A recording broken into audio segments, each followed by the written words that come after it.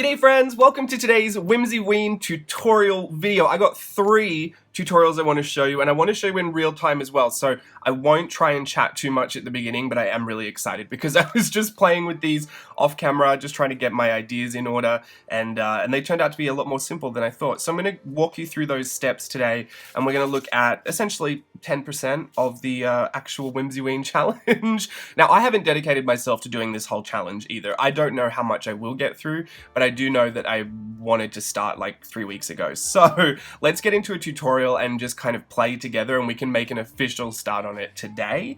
I've got costumed shadows is the one I want to take you through first. You might have seen that in the Whimsyween research and inspiration vlog.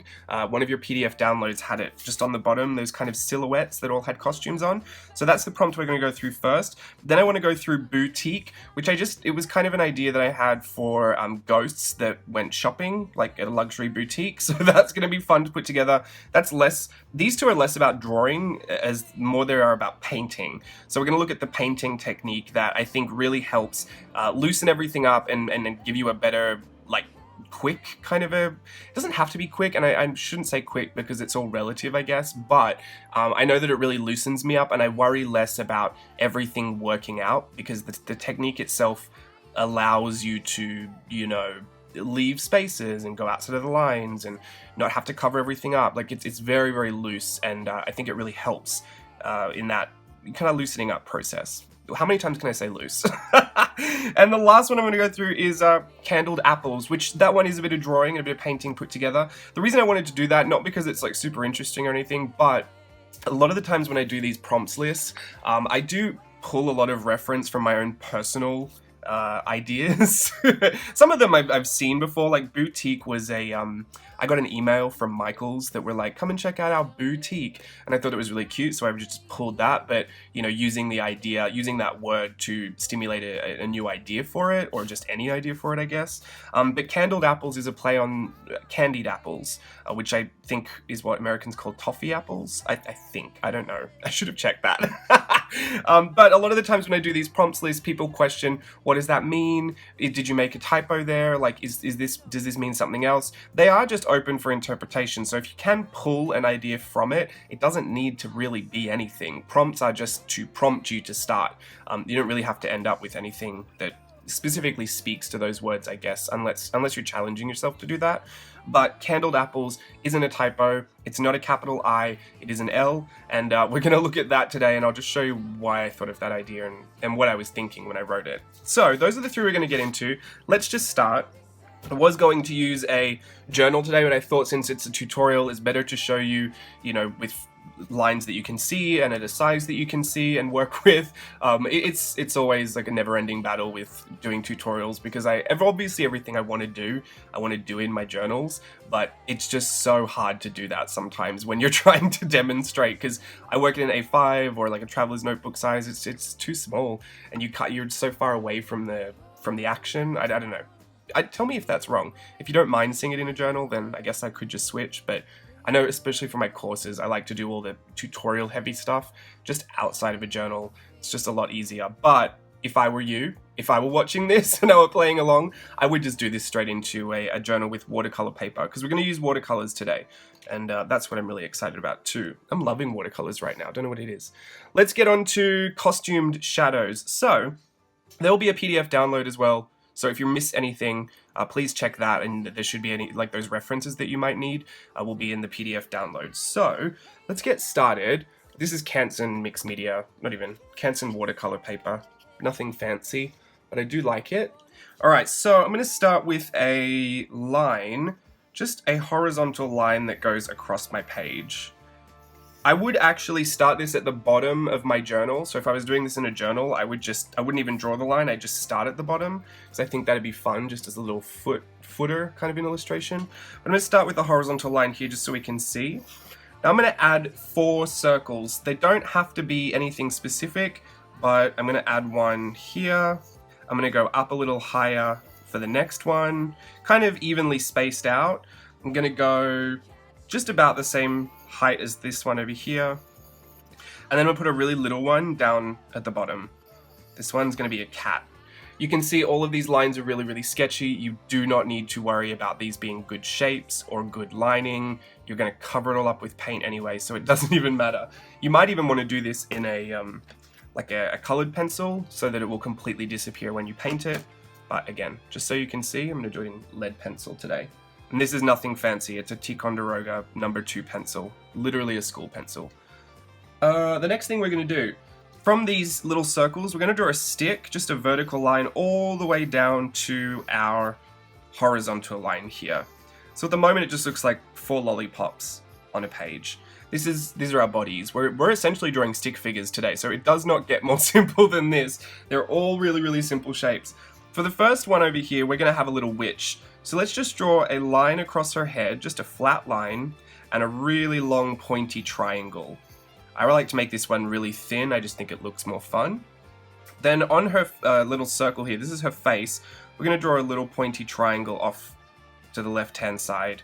They're all going to be walking this way, so I'm going to put, this is her witch's nose, I'm going to put it off facing where she's walking. I'm going to come down to her body and just draw a really long, thin triangle again, just so that that middle line is going straight through there. That's her dress. I'm going to draw 2 sticks that come out to a point, like they come to the same point out here. And then I'm going to draw another circle just underneath those. This is going to be her pumpkin little treat basket. So on that, you can feel free to decorate however you would decorate your pumpkins. I'm going for 2 triangle eyes and just a big smiley mouth with some teeth. I'm going to draw a little rainbow loop up to that where those 2 lines meet, because that's her hand. She's going to hold them. And then down the bottom, I'm just going to draw 2 little legs. They don't have to be anything. Honestly, when we paint this in, it'll just be like a stroke and a stroke. So it's neither here nor there if you draw those. The next one we're going to is, I'm going to think of her as Glinda, the good witch. So we've got our little witch here. She's the Wicked Witch of the West. This is Glinda. So I'm going to add this I call it like a 3-pronged crown. I don't really know, but it's like 3 triangles that come off the top of her head. I'm going to add 2 little circles off to each side, just kind of to reference her hair. As I come down the body, I'm going to add 2 more bigger circles just on either side of that center line. These are going to be her sleeves.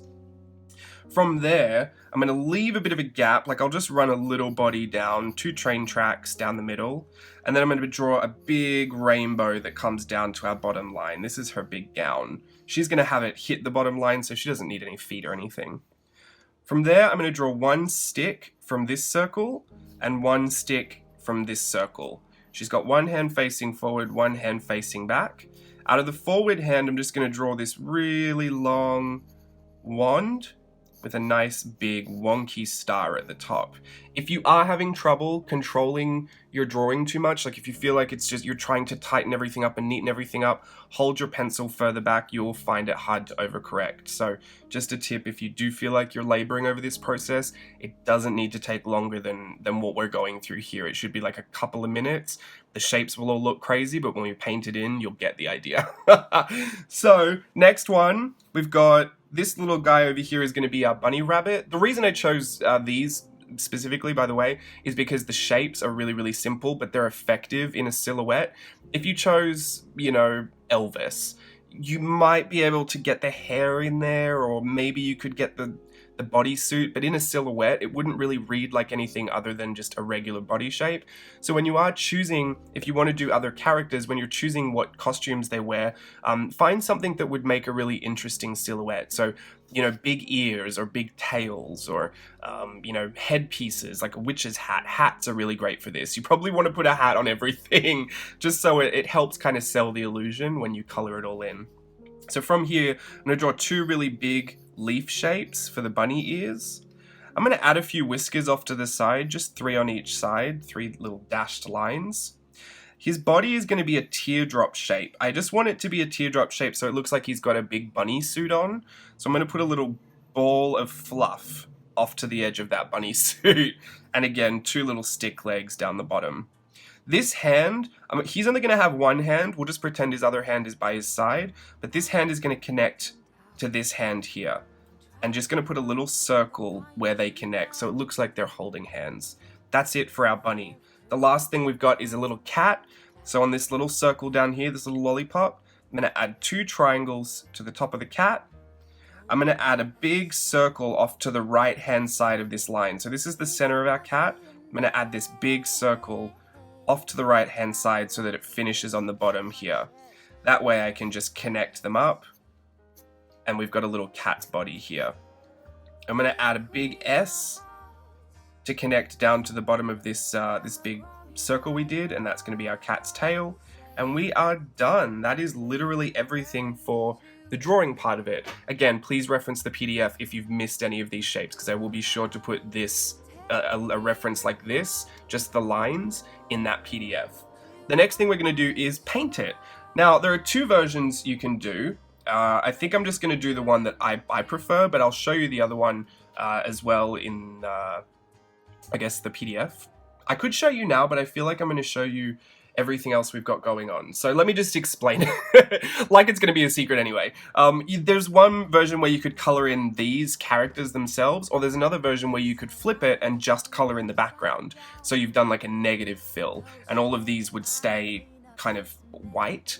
You could erase all the lines inside if you wanted to. So I'll let you choose whether you like either, but I'm just going to color in the actual characters today. So let's grab, I need kind of a substantial round brush, like a big one, because I'm using a big piece of paper, which I'm not quite used to.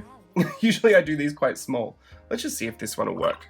I've got some watercolor here, and I think I might do a bit of a mix. I believe this is Payne's Blue-Gray. I want something really dark, but really interesting as well. So I'm going to go into Moonglow and mix some of that in. And I do want it a little saturated, like a little thick, because I kind of want to make sure that they do look like silhouettes and shadows, not just kind of, you know, filled in really lightly. It is completely optional, I guess. You could do whatever you want, but that's just kind of what I like. As we start, I'm going to run this across the bottom line. Now notice how I'm holding this paintbrush back as well. I'm not right up to my page, I'm also holding this paintbrush back. The reason you want to do that is because as we go to fill these in, you're not going to worry about actually making anything nice and neat. It is so quick. If you end up leaving some white gaps, or if there are some spots that you just think look kind of crazy, don't worry about it, just go with it. I wouldn't even try to go over anything twice. We're literally just putting the fill layer in. There's those little legs we were talking about earlier. And I think it even looks better if there is white space and if it is just very wonky. You're just getting away with blue murder here. Really, like if it's if you start coloring it in too neatly, when you go to look at it, you'll want to see these neat lines. And so if you just go in with this really bold, quick approach, and there's bits missing, and you know, some everything looks a little wonky, it's its own style, and you can get away with so much that way. As you are going through it as well quite quickly, because your watercolor will still be wet, if you want to add in extra drops and drips and you know, if you go back into your water and just place some of that water on some of those wet, you know, saturated areas, it will start to pool and blossom and bloom, and you'll end up with some really fun effects. I'm kind of running out of paint already. You really do need a lot for this. So I'm just going to keep going over this very, very quickly. Like I said, not laboring over anything. If the star, like that star just looks crazy, but I'm going to leave it. If you can, this is a really good time to practice your brushstroke confidence. Can you do something with just one line? Or, you know, do you notice that you keep going over certain things over and over again? If you are someone that struggles with your dexterity when you're painting, techniques like this, where you don't have to be neat, but you do have an option, like an opportunity to say, okay, well, I'm going to draw a nice line that tapers off that way. I'm going to try and figure out how this brush works. This is a really good technique for that. Sorry, I'm just so sidetracked right now. I love doing this process because it's so quick, but it's so effective. And if you use this darker color, you can actually go back in once it's dry with your you know, your Uniball Signo white, or you could get a metallic watercolor or something, and really start to do some fun effects in all of this space here. So I think we're good with a lot of this. I'm going to grab some more paint from my palette. The last thing I want to do, because I don't really love this flat line here, is I just want to go back in and add just some little, some grass. It's just little strokes. If I feel like anything needs darkening up a bit, or needs a bit more saturation, I'll go and put that in. If you don't want to do grass, you could do flowers, or you could do anything. The idea here is that you're just not laboring over it, you're going for it. And being really, really bold in your strokes. I'm going to put a bit more moon glow into this one, because I feel like this one just became Payne's blue-grey. So I'm just going to drop it in wherever it's wet. And there you go. If you really wanted to take it to that, that next level, where it looks like you really didn't care, like you were really messy and free and wild, grab some of the paint, really, really watered, like really, really liquid, and just tap your brush onto the page. Don't have to do it a lot, just a few times. You'll get that nice paint splatter effect. This is also really, really effective in ink. So if you do have any of the Japanese calligraphy ink like this is really effective for that as well. And that's it. That is literally our costume shadows prompt. It took, how many minutes did that take? What, 10 minutes? 10 minutes start to finish. I am very, very happy with that. I think I'm going to leave this one here to dry. I'll click the camera off for a second. I'll be back in a second when we reset for our next one, which is Boutique. All right, that was a much quicker setup than I thought, so I probably didn't need to turn the camera off. All right, now I'm going to grab my Moon Glow. I'm going to grab my Payne's Blue-Gray. I'm going to start loading up the corner of this palette again with a nice wet mixture. I'm going to brush my brush off onto the paper towel I have, just because I don't want a completely saturated brush. It doesn't have to be dry, but I do want to get rid of a lot of that extra moisture, because the only extra thing I want in the brush is just whatever this brush will pick up from this very liquid watercolor here. This is a like a cat's tongue, kind of a paddle brush. It's quite big. This technique kind of relies on this brush, but there is a workaround if you don't have this kind of a brush. But what we're going to do for our little ghosties is we've loaded some of that up with the pigment. We're going to place it onto the paper and let that saturate for a second, and then we're going to pull it down. Now, it is a difficult little thing to get right, and I don't always get it right, but when I do, I really enjoy it. So it's just a really fine balance between how much like pigment and water you have on your brush, because you want to try and let that soak in a little bit. You can even bring it down a touch, but then you want to flick it off so you get that really nice dry brush kind of a fade off to nothing. It is really hard to recreate this texture with any other medium, so I think we just really try and take advantage when we're painting to get some of these textures that we don't always have access to. So nice little like white, like negative areas in there. It's not a bad thing if you can see that. In fact, it's a really good thing. That means your brushes are kind of dry in those spots, and that'll help you when you get your to get this faded off effect. We only need 3 for these, but I'm going to do one more just in case. I'll do some down here. Ideally, if you were going to put this together in a bit of a spread, you might want to start down here and flick one off to the right. Now my brush is probably a little too dry at this point, so just add a bit more pigment, a bit more water. Once this is dry, but we'll just go ahead with it, you want to start up here and flick one off to the left. Maybe these are much better than I thought. Maybe I like this better. I'm probably going to go with this. And then I'm going to I'm going to go up to the top and again swipe a smaller one down to... So these ghosts are kind of weaving in and out of each other. Now I only need 3. If you don't have one of these big paddle brushes, never fear. You can just use a round brush, make your little arch at the top, and then try your absolute best. Maybe if you had like a square brush or a fan brush or something, you might be able to try and like fan the texture out at the bottom. This is going to scoop it out, but that's a fun effect as well. You'll just need to grab another bigger brush that the bristles will separate, and you can try and pull any of that extra pigment just off down to the bottom. It is going to be a lot harder to get this dry brush effect. You'll have maybe a different effect, but I don't think you should not try it just in case you don't have the brush. So, but a paddle brush will work really well if you do have it. The next thing I want to do is I need these to dry a little, but I can do this step as most of these are pretty dry. When using a dry brush and not a lot of pigment and water, they'll dry pretty quickly. I'm going to grab some Kyanite Genuine and mix that into my mixture here, just because it's a nice softer blue. I love the little granulation. I've got a very liquid mixture here, so that means there's just a lot of water that I'm working with, so it's very sheer. The reason I want it really sheer, it's buildable, watercolor is buildable, so we can get some nice depth if we wanted it, but for the most part, because they're ghosts, I want to work with the transparency, so I don't really want anything opaque, but I do just want some nice color. So, I'm going to grab this smaller brush here. This is just like a round brush. I'm not quite sure what size or anything, but it doesn't really matter.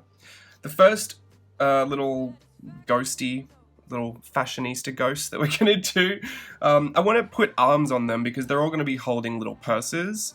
So I want to choose a point, probably just off to the side of each ghost, and I'm going to start at that point and run that line up to the side of them. As I get to the body, I want to push a little harder on my brush so that I can get a kind of a shoulder created just in there. These will just look like really elongated teardrop shapes. But I'm going to bring the other one across the body as well, and then as I get to the edge, I want to push in. This is very sheer, so you'll have to go over it a couple of times just to build up that look. And you can just round out the shoulders if you want. Just so we've got some arms. I'm going to put two little dashes at the end, just like little hands, I guess. They don't really look like hands, but we can call them hands. The next thing I'm going to do is the same just over here. I'm going to put a little dot where I want my hands to clasp. And then I'm going to use my brush from the point. If I go from the shoulder, that's fine too, but I find that sometimes I miss the point.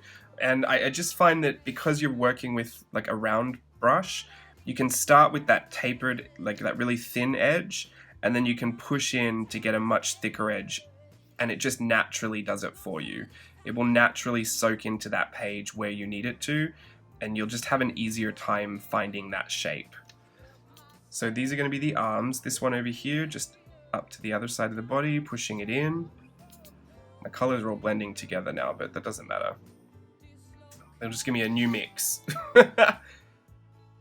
And then just clean up whatever you feel like you want to clean up. If you want the shape really loose, that's fine too. But I like the body to be quite organic, but I like these arms to stand out a little bit more since they are a bit of the focus of what we're doing, since they're all going to hold their purses or their shopping bags. This one down here, it's a bit difficult for me to go this way because I don't want it to get too busy over here, but I might put the hands a little bit higher.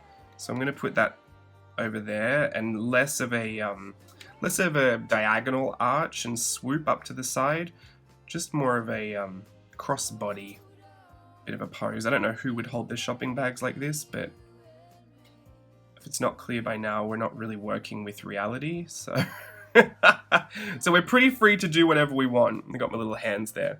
Right, on each little hand, I'm going to draw a little rainbow shape like we did in Costume Shadows. So I'm going to draw that little rainbow shape. If you can, make these really, really thin, like all your little details. It might be good to get a thinner brush or a smaller brush. I just think it looks more impressive if you can manage a thin line with watercolor, because it is kind of difficult to do.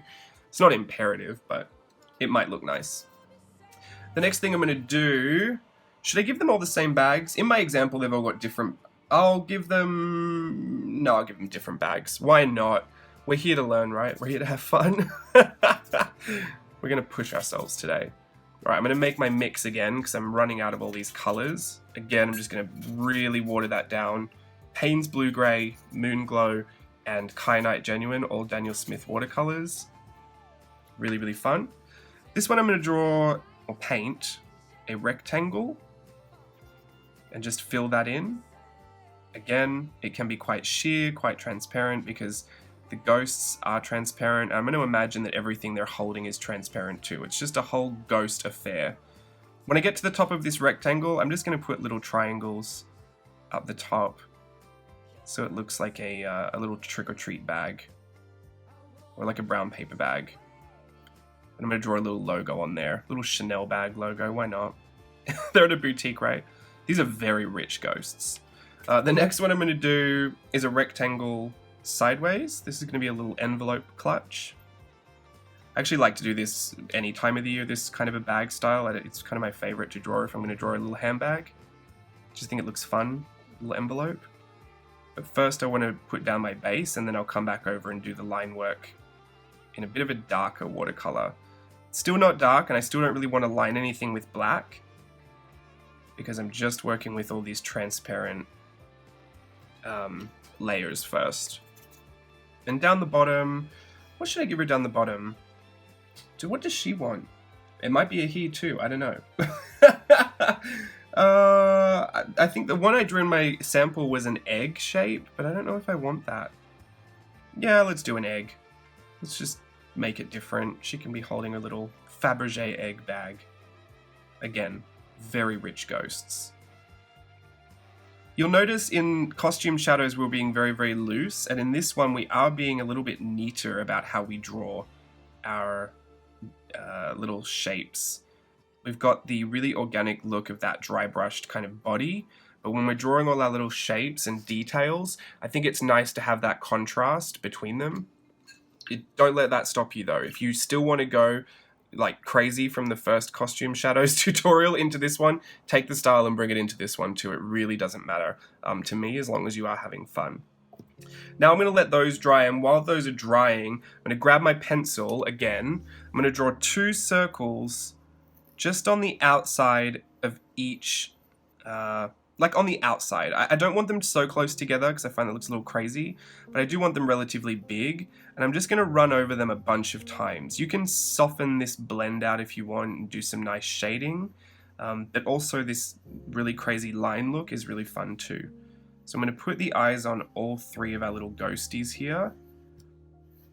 And I'm just starting with this pencil first so I can get the rough outline. I'm going to go back in with my mechanical pencil and tighten up some of that shading and add a bit more depth. So just adding those eyes in.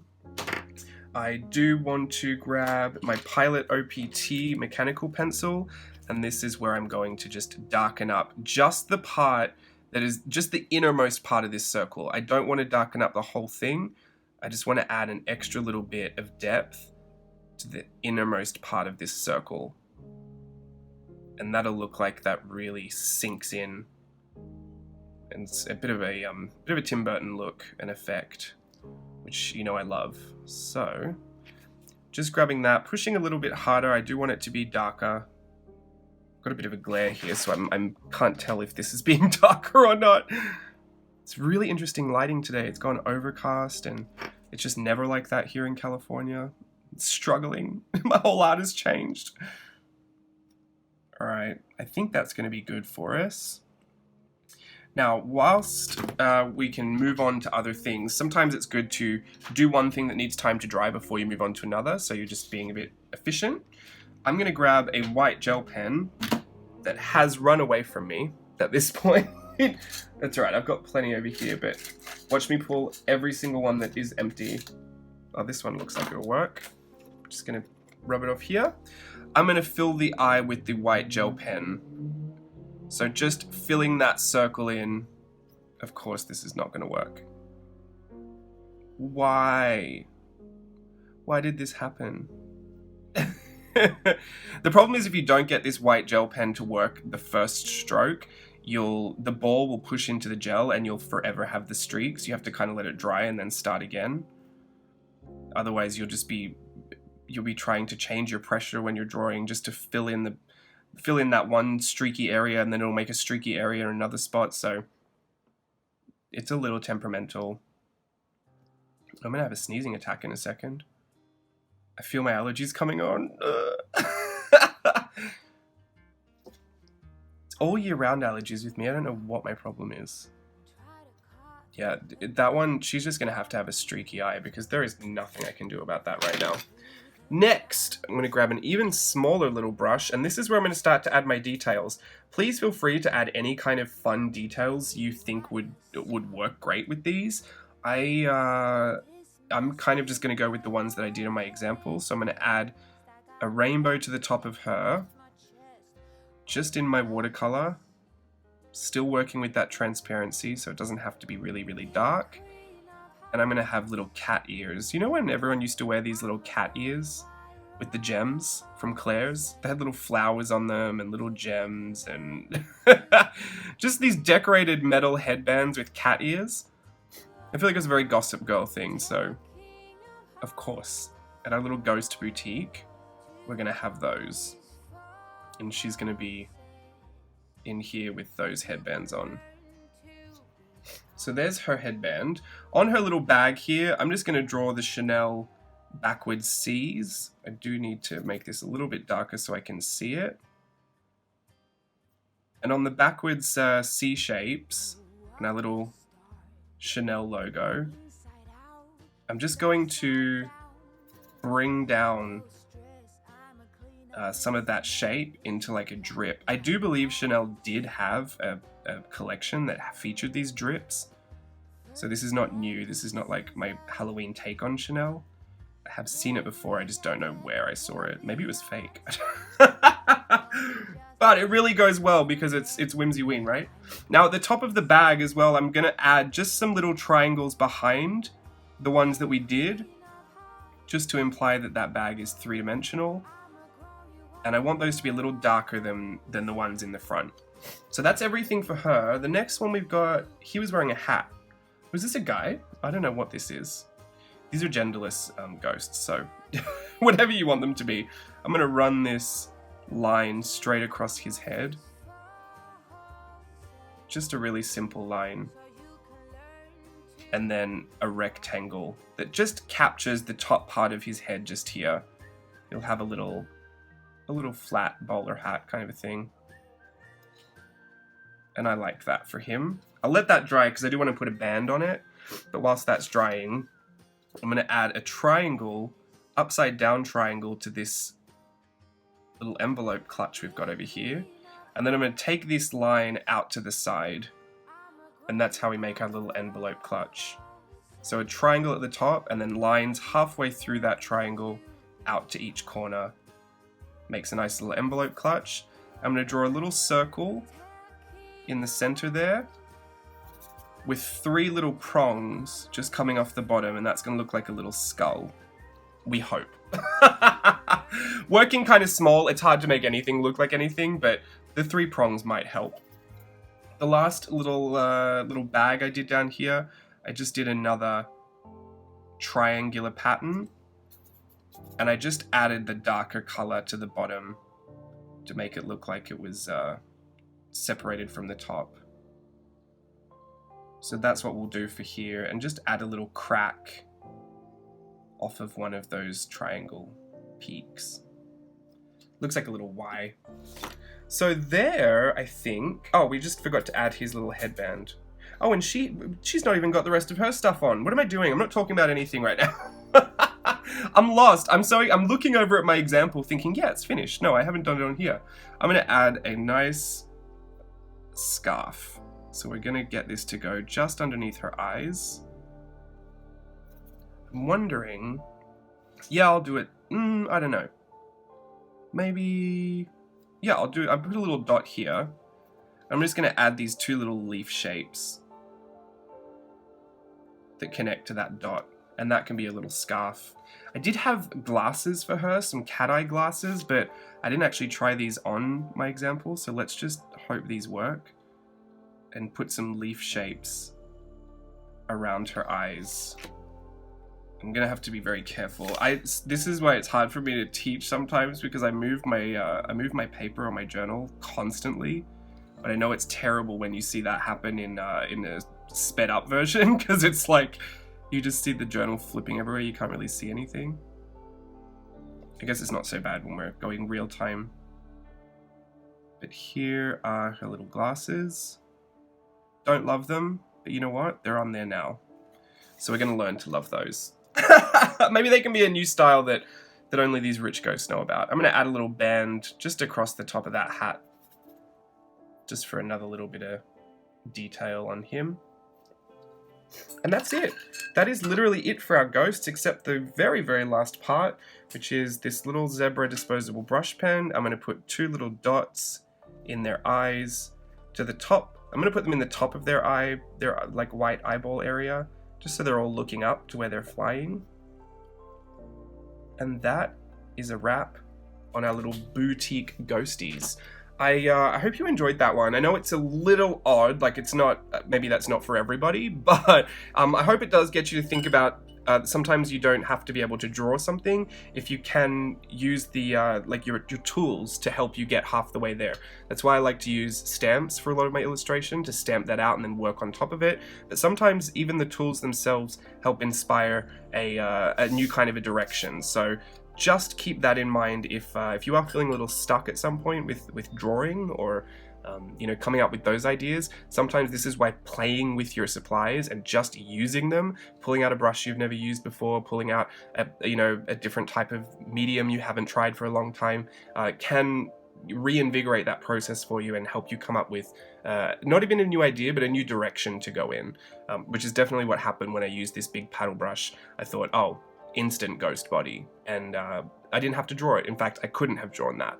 I've tried drawing ghosts before, it just doesn't really work out for me, so I do really enjoy that now I can just, you know, whenever I need it, I'm going to push all of these colors together and make a hideous color, but whenever I need to do a ghost body, I could just grab this paddle brush, pop it onto the page, and pull it down, and I think it'll just, I mean, especially the fact that using watercolor as well, like what if I was doing this in acrylic? I might not have realized that what I really enjoy about this is that they're transparent, so that I can layer them over each other over and over and over again and still see all of my little ghosties.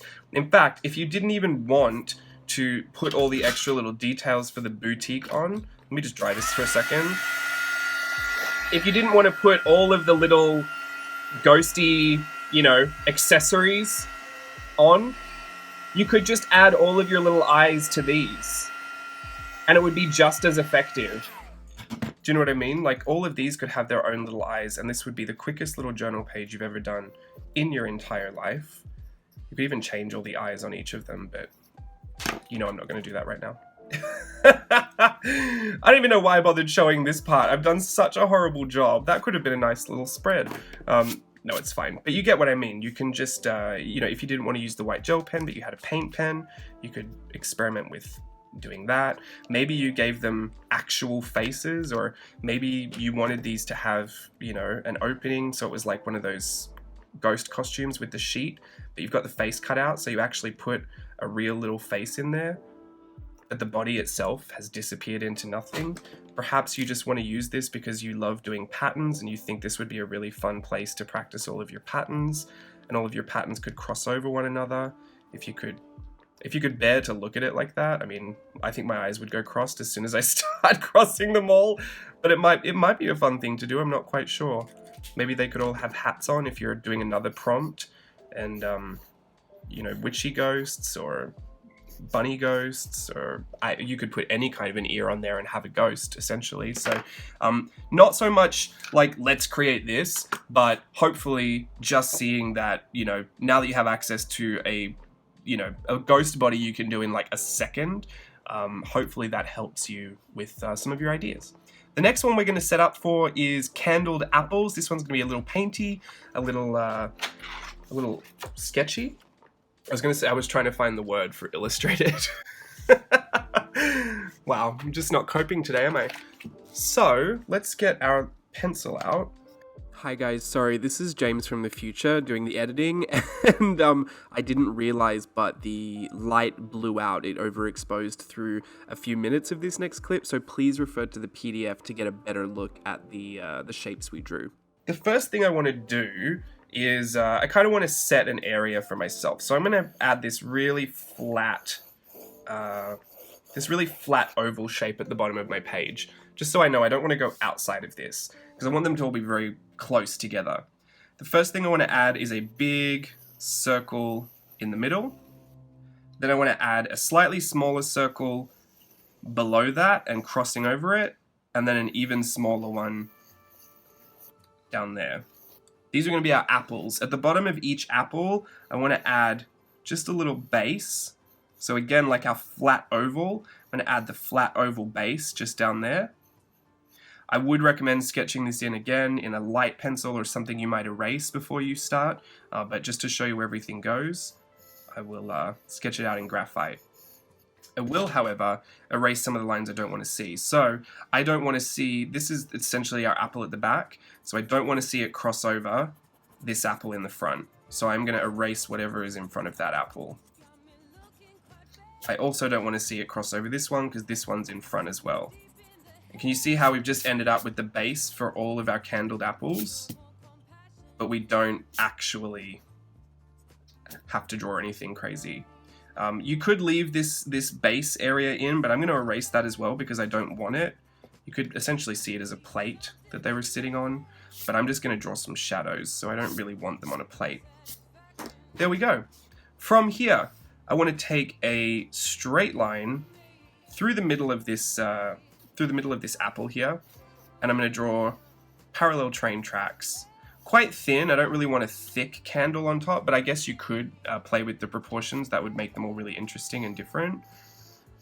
You could play with the heights too. They don't have to be all the same height, but I'm just going to keep them quite thin and quite narrow, quite long. At the top of each of these candles, I'm going to draw another flattened out oval shape. This is how we help make it look a little more cylindrical. Just tighten up some of those lines a little bit so I can see them.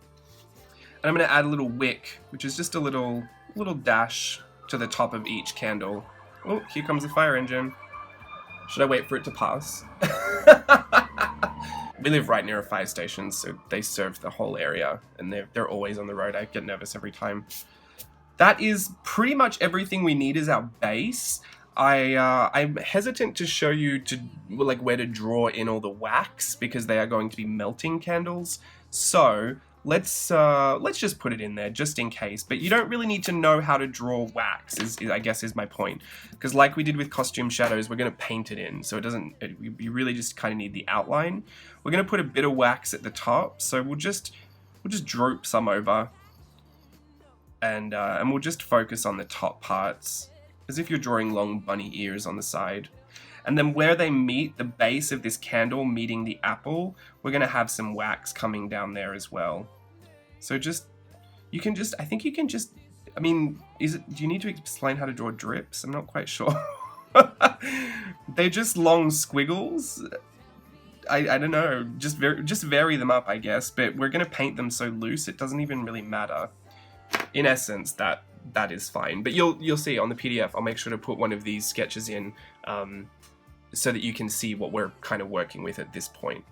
Next, we're going to paint, and we're going to try and do it just as loose as we did the other one. So, I'm going to grab my candy cane red. I might want to put this over here and just water it down a touch. As I start, I want to start on the right-hand side of my apple. I'm going to try and miss all of the parts where I want to put wax. So maybe it is good to have a little bit of that base going on. And I'm just going to push this pigment into that area. Again, I don't care if there are white areas. In fact, on the right-hand side of our apple, I'll put the line, but I do want to leave a lot of that white because that's going to be the glare on our apple.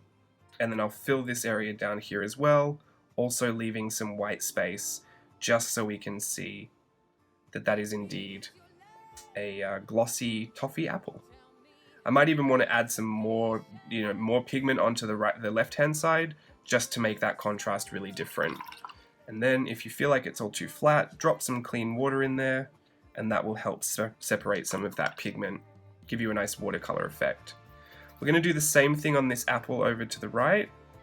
So I'm going to get a load of pigment for the left-hand side, and then I'm going to ease it up and leave a lot of white space on the right-hand side.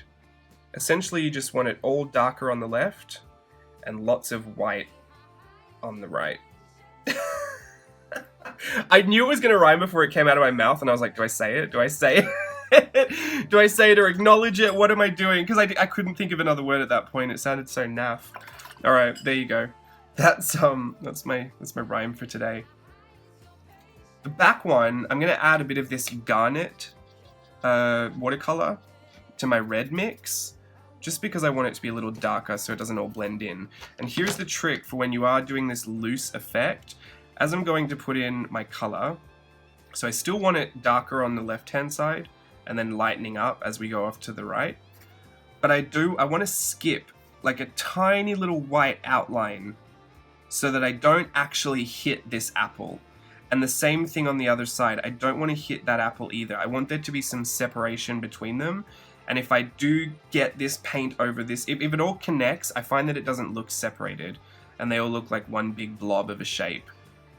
Because even though this is a very simple technique, it is also very simple for it to look crazy. So just keep a really fine white line. If you do go over it, just grab your white gel pen and kind of re-outline it and distinguish between shapes again. But I think you'd be fine if you just stay away from that line. That's it for our apples. Now we're going to put the color on our candles. I've got this buff titanium Daniel Smith here. I'm gonna run this. I'm gonna water it down a little bit. Don't want it too dark because I want the full strength of it for the wax. I'm gonna run this down the left-hand side. I'm gonna run this down the right-hand side of my candle, leaving the middle part open. That way, it can look like our highlight is catching the top part of that cylinder shape, and we can make it look three-dimensional without doing any advanced shading. So let's just leave the middle part of that open and have the edges colored in. Now, I'm going to grab the full strength buff titanium and I'm going to place it on top in our little flat pancake shape. And this is where I'm just going to drip it onto my page. You could be experimental and actually put it on there and then tip your page up, but I don't trust myself with that. So I'm going to strategically just drip the wax down the side of the candle. And it's just a very light touch. You're just feathering that down, connecting it in places, but also disconnecting it in other places. You want a heavier concentration of the color at the top of the candle, and then just dissipating down the sides as well, because we're going to add more wax to the base. So we'll give it a bit of a relief in the middle, I think. You go through a lot of paint. I think I'm using too much paint, to be honest, but I'm not a watercolor expert, so I don't really know. All I know is I never go through this much paint, but I have been painting a lot, so maybe. All right, I need this to dry a little bit because I don't want all of the red to run into the wax color, but I don't love to use the heat tool on colors that I want really saturated because sometimes it will really flatten and dull them. It will sometimes I do think that this gets so hot it burns the pigment and they kind of look scorched and really dull. So that's why I like to let things air dry if I want the most vibrant color. So while we're doing that, let's just work on the flame. Who lit the black flame candle? Clock that reference. I'm going to use some, I say clean water, it's not really clean, it's kind of pink at this point, but I'm going to got some clean water on my brush.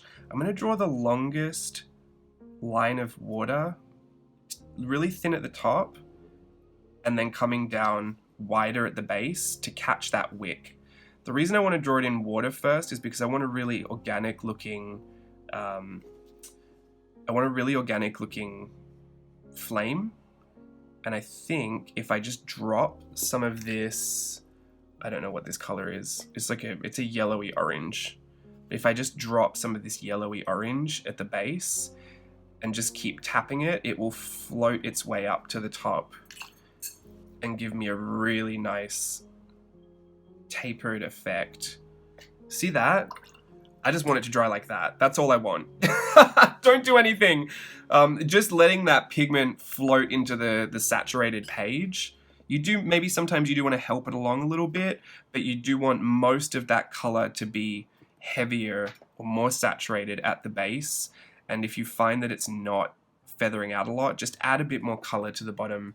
And if your page is still wet, it will send itself up that wet stream. So it's a bit of a watercolor trick, and it's a really fun one to use actually.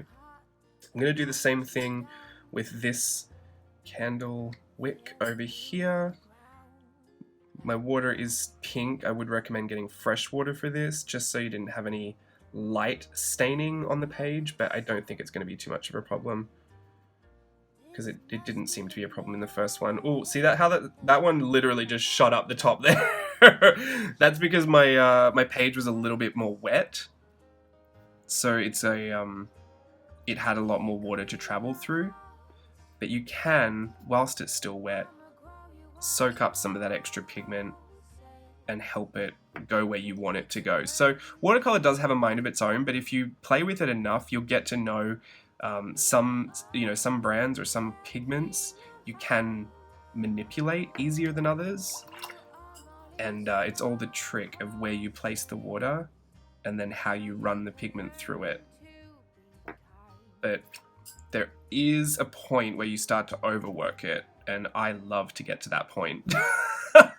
Unintentionally. See, this is now I'm overworking this one. I should just let this one go because it's not fading up to nothing. The only thing I could do at this point is just try and pull it back in. But I think I might leave that one. I'll do the last one over here. So you can have it too saturated. I know you can't really see because I'm just painting in clear water.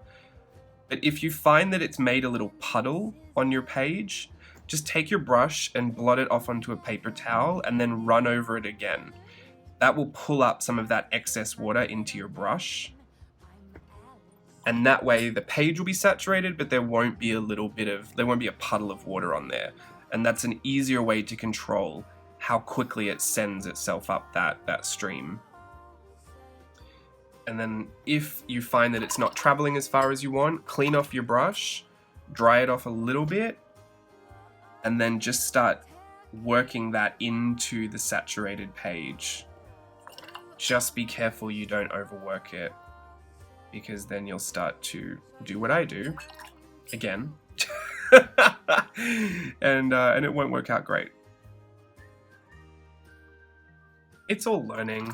And you know what? We're having fun. So that's all that really matters at the end of the day. It's just a little trick that works best. I think you have to have a really good skill for it. Like, you have to practice it a lot. And I'm not practiced enough to be able to guarantee I can do it every time. But the times that it works, I absolutely love it. The times that it doesn't, it's like, oh, okay, I'll do it again another time. So we've got our little flames up there. You might even want to add a touch of orange. I'm not sure. I'm feeling like adding a touch of orange. Is it still saturated? This middle one's probably not, but these other ones are. So I'm going to add just a touch of orange at the base. Just thought that might be fun. Right, this one looks like it's kind of dry enough for us to do the wax. So I'm going to go back in with the full strength buff titanium. And again, adding it on just really loose. Trying not to reactivate any of that red, so I will be leaving a lot more white space on these wax strips than I did up here on the candle. You can see there's almost no white space up there, but for the ones down here, I'm gonna have to, just because that color is so saturated and so pinky red. I just don't want that. I don't want that to interfere with my wax. Just connecting it to the base. Again, full strength bone color, and then adding it on generously down those little drips. Oh no, I think I added it in the white spots. That was a mistake. It's fine, I can get my white gel pen and go over it, but I was supposed to leave the white spot on the toffee apple. I just got confused. I'll leave it on this one. And then I've just gone over my white space there too. Wow, what happened to me? I just wasn't paying attention. I was having too much fun. It is always the way. In any case, I think you can see those are our candled apples, and I just think they look fantastic. They're such a weird, simple, fun thing to do. I don't know where the idea came from. I just really enjoyed that it came. I'm going to put some Moon Glow and some, what's that, Payne's Blue Grey. That seemed to be my palette today. I don't know why. I might even put some Daniel Smith Lavender in there as well, just for a bit of a purpley kind of an effect.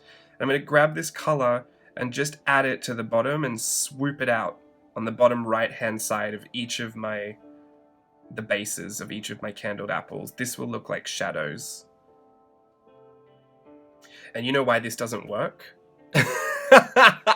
Because if the glare is here, that means the light is shining this way, so the shadow should be behind. But this is what I'm saying, I don't care to work with real shadow references, because I know that as long as I put this color here, it will look like a shadow, and most people won't pick up on it straight away. Or if you're looking for it, I kind of have to question what it really helps with the process of, like, because it still looks like a shadow. Do you know what I mean? Maybe it's just my eyes. Maybe I just don't care and everyone else cares. I don't know.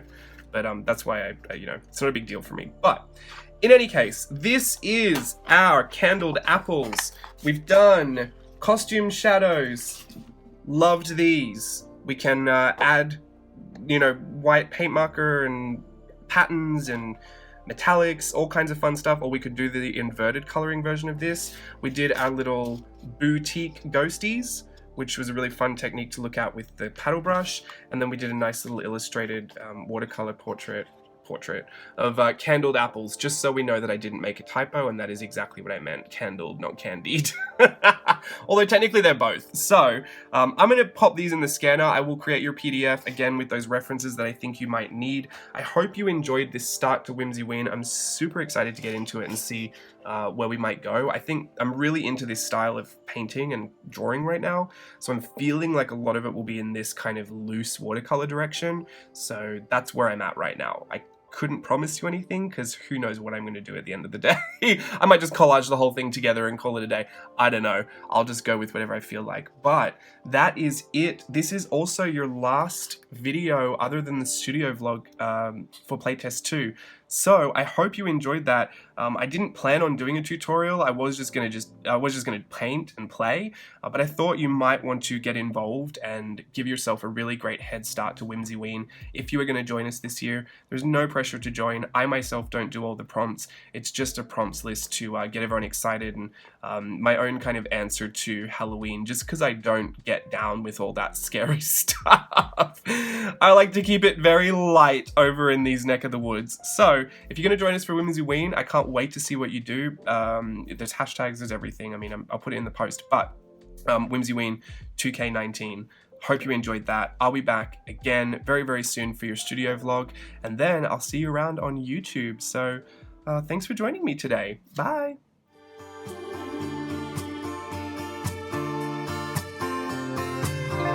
Hey, he's got me looking quite bad.